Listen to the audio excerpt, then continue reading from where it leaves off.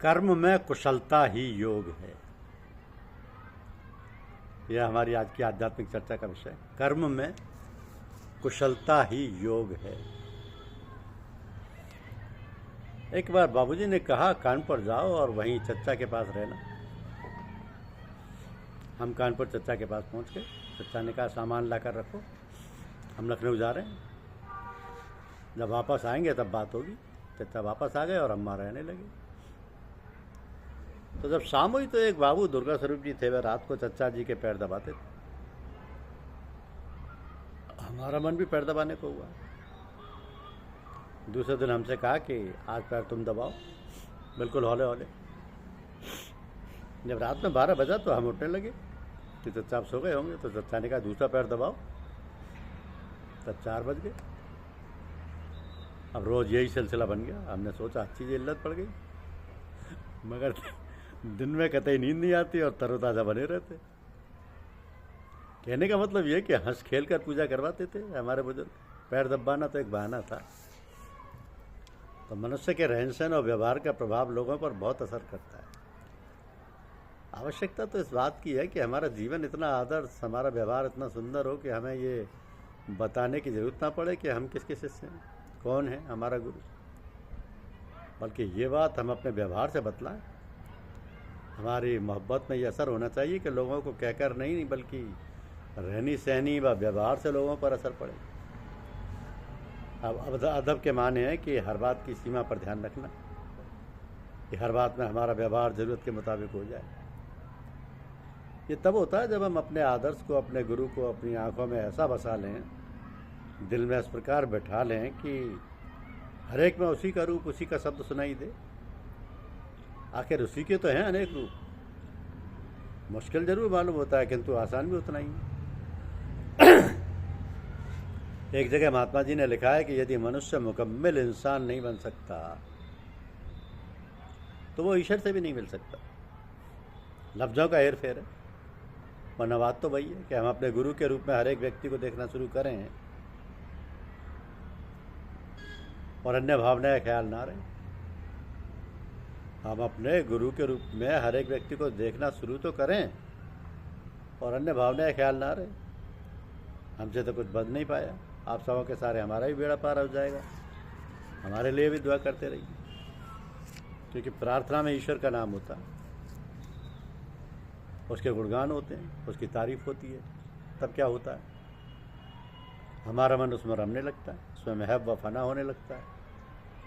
या यूँ कह सकते हैं कि हमारा मन सब विषयों से हटकर सारी बातों को भूलना, स्थिर या खाली होने लगता है।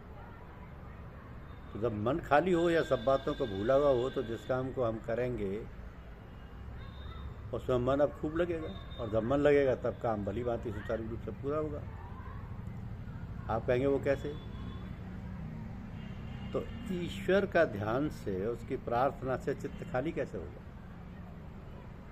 इस पर थोड़ा विचार कीजिए कि संसार के सभी धर्म, संसार के सभी महापुरुष ये बताते हैं कि ईश्वर निराकार है, उसकी कोई शक्ल नहीं, वो निर्विकार है, उसमें कोई विकार नहीं या खराबियाँ नहीं है, वो सब शक्तिमान है, उसके अंदर सभी तरीके की ताकतें हैं। अब चूँकि मन का स्वभाव है कि जिसका ध्यान करता है तदाकार बन जाता है, इसलिए उसकी प्रार्थना से, उसके ध्यान से हमारा मन भी निर्विषय यानी खाली और स्थिर शांत में बन जाता है।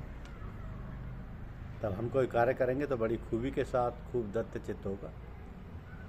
कर्म में कुशलता ही योग है। एक बार चचा ने कहा कि चिट्ठी लिखो, हर जुमले के साथ लिखवाते, यदि ईश्वर की दया कृपा हुई। हमने समझा था कि कलाम है, एक जुमले में छोड़ दिया।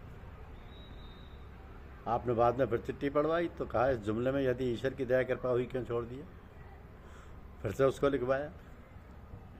तो कहने का मतलब बुजुर्ग लोग जैसा कहें वैसा ही करना चाहिए, उनके बतलाए हुए कार्य को यथावत करना चाहिए।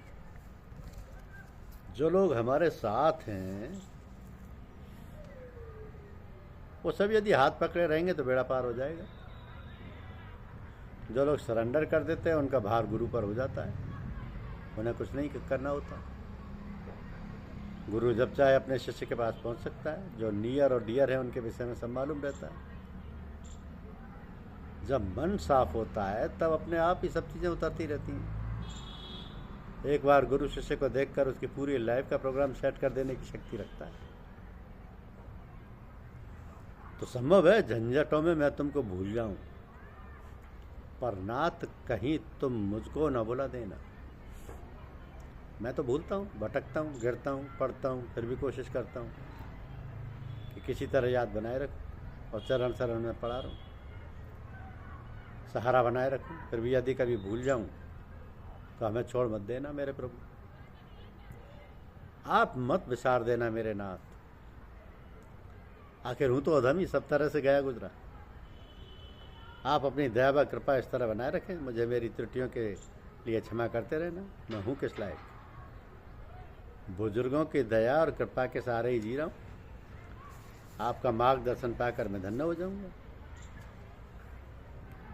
तो जनाब बाबूजी को हर वक्त हाजिर नाजिर समझकर काम करना चाहिए, हिम्मत से काम लेना चाहिए। हर समय हर आयु में हिम्मत, श्रद्धा, विश्वास की ज़रूरत है, इसको मत भूलो। हमारा तो एकमात्र सहारा और संबल बाबूजी ही हैं और उनकी बातों में कोई कमी नहीं खटकती। विश्वास तो यही है कि ठीक कर रहे हैं। जैसे एक कमज़ोर बालक अपने माँ बाप के सहारे बिना काम नहीं कर सकता, बिल्कुल हम भी उन्हीं के सहारे बिना कोई काम नहीं कर पाते। उन्हीं के सहारे जीवन जी रहे हैं, वही सब काम काज करवाते रहते हैं। आप लोग हमारे लिए प्रार्थना करते हैं। मेरी श्रद्धा विश्वास सदा सर्वदा दिन दूनी रात चौगुनी बढ़ती रहती है बाबूजी के प्रति। बाबूजी सब कुछ हर वक्त संभाले रहते हैं। धन्यवाद। यूट्यूब चैनल को लाइक और सब्सक्राइब अवश्य कीजिए। शुक्रिया।